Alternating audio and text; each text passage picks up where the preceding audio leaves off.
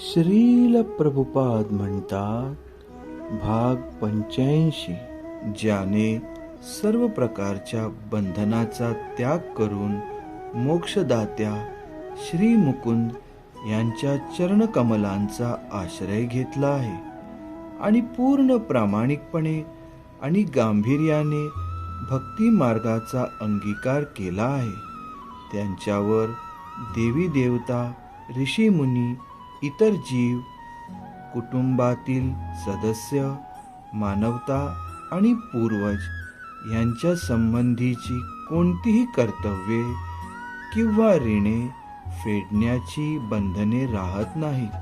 हे ज्ञान श्रीमद भगवद्गीता जशी आहे तशी अध्याय 1 श्लोक 41 ह्यातून घेतला आहे.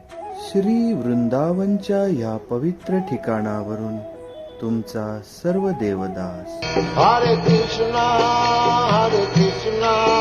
कृष्ण कृष्ण हरे